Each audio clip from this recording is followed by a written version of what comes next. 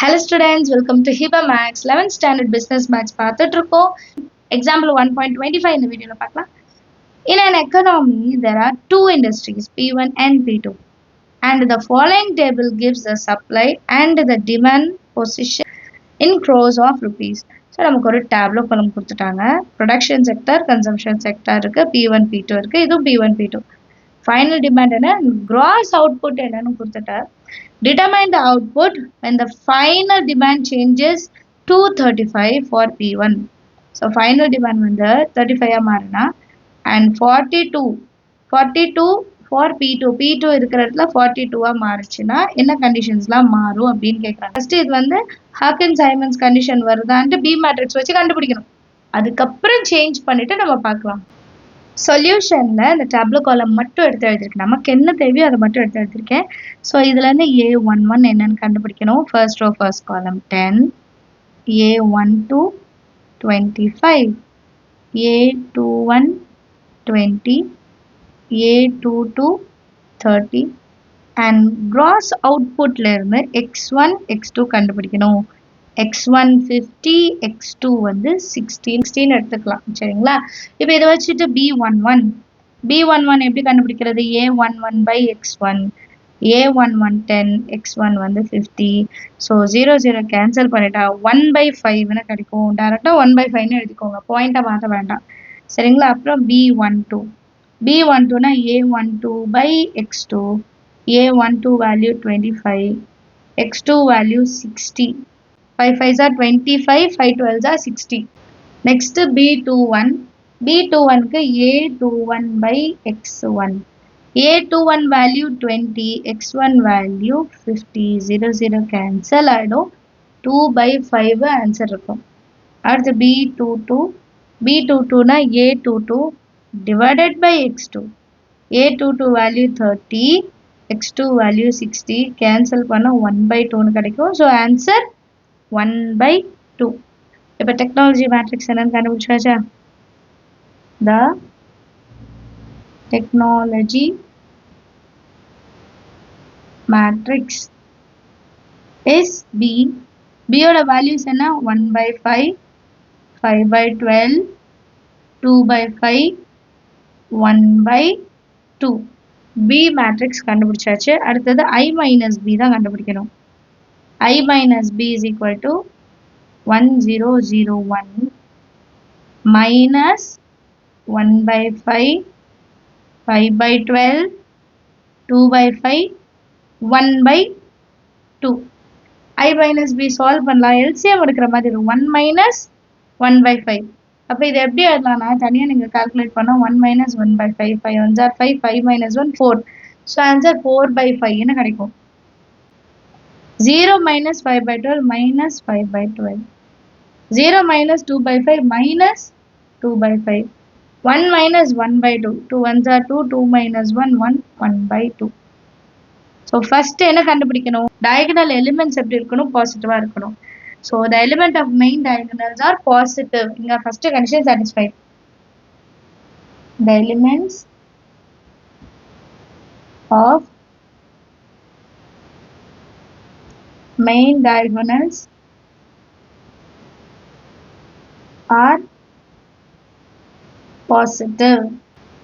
Next value modulus of I minus B என்னன்னு கண்டுபிடிக்கணும்.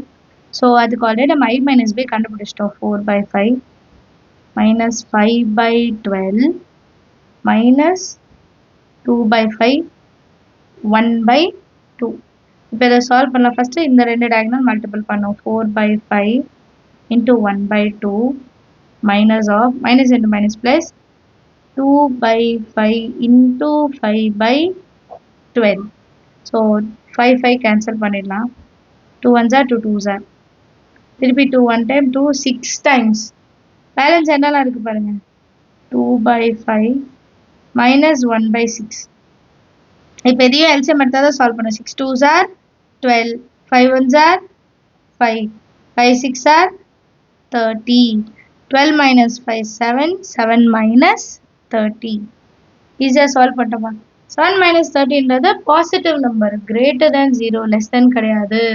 So இது கிரேட்டர் தேன் 0 வந்தனால என்ன சொல்லலாம் நம்ம? main diagonal elements are positive and modulus of I minus b positive. Therefore, the problem has a solution. Harcling-Simon rule வந்து satisfy பண்ணிருச்சு. கரெக்டா? Therefore,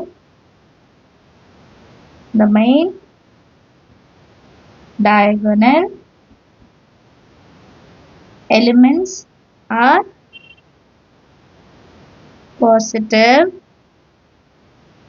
and modulus I minus b is positive. Therefore, the problem has a solution எழுதிடலாம். ரைட்டா? But இதோட some முடியல. இதுக்கப்புறம் நம்ம answer என்னன்னு கண்டுபிடிக்கணும், சொல்யூஷன் என்னன்னு கண்டுபிடிக்கணும். அண்ட் அதுக்கு அவங்களே கொடுத்துருக்காங்க when p1 turns to 35 and p2 turns to 42 கொஸ்டின்லேயே கொடுத்துருப்பாங்க, அதையும் கண்டுபிடிக்கணும். சொல்யூஷன் கண்டுபிடிக்கிறதுக்கு ஃபர்ஸ்ட் நமக்கு I மைனஸ் பியோட இன்வர்ஸ் என்னன்னு தெரியணும். ரைட்டா? ஸோ ஃபார்முலா என்ன?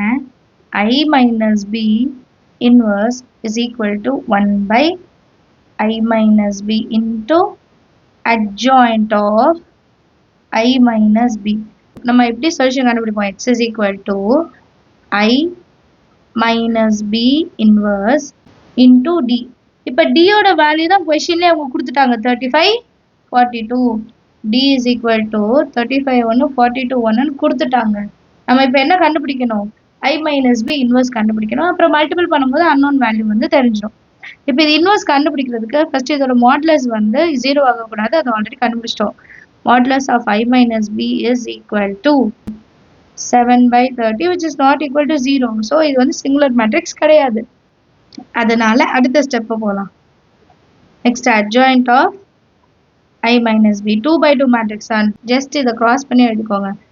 1 by 2 மேலே 4 by 5 கீழே.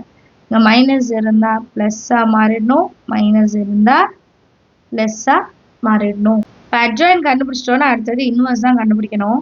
I minus b inverse is equal to 1 by modulus of I minus b. எவ்வளோ கண்டுபிடிச்சோம்? 7 by 30 into adjoint. adjoint இப்போ தான் கண்டுபிடிச்சோம். 1 by 2, 5 by 12, 2 by 5, அடுத்தது 4 by 5. இப்போ இதை அப்படியே ரெசிப்ரோக்கல் பண்ணி எழுதலாமா? 30 by 7 into 1 by 2, 5 by 12, 2 by 5 and 4 by 5. Next இந்த 30 வந்து இன்சைட் கொண்டு போயிடலாம். 1 by 7 மட்டும் வெளியே இருக்கட்டும், 30 வந்து உள்ளே கொண்டு போயிடலாம். 30 by 2, 30 by 2. அடுத்தது 30 into 5 by 12. அடுத்தது 30 into 2 by 5. 30 into 4 by 5. 1 time 15 times. 5 ones are 6 are 12 இருக்கு. அப்போ 2 6 are 2 15s are 3 2s are 3 5s are. அடுத்தது 5 table. 5 table 30 போகிறோம் 6 times. இப்போ சால்வ் பண்ணதில் எடுத்து எழுதுங்க. 1 by 7, 15, 25 by 2, 12, 6 4s are 24. இப்போ லாஸ்ட்டாக அன்னோன் மேட்ரிக்ஸ் கண்டுபிடிக்கலாம். லாஸ்ட்டாக x is equal to I minus b inverse into d. I minus b என்ன கண்டுபிடிச்சோம்? 1 by 7. மேட்ரிக்ஸ் என்ன கண்டுபிடிச்சோம்? 15, 12, 25 by 2, 24. And D matrix questionல கொடுத்துட்டாங்க 35 1 42 1. இப்போ the first row first column படி solve பண்ண போறோம். 1 by 7 15 into 35. 15 into 35 பண்ணும்போது 525 plus இது ரெண்டும் multiple பண்ணோம். 25 into 42 பண்ணும்போது 1050 கிடைக்கும். சரிங்களா? again divided by 2 இருக்கு, நமக்கு அங்கே 2 இருக்கு. ஸோ 525 தான் இதுக்கும் ஆன்சர். அடுத்து 12 into 35 420 plus 24 into 42 1008 வரும்.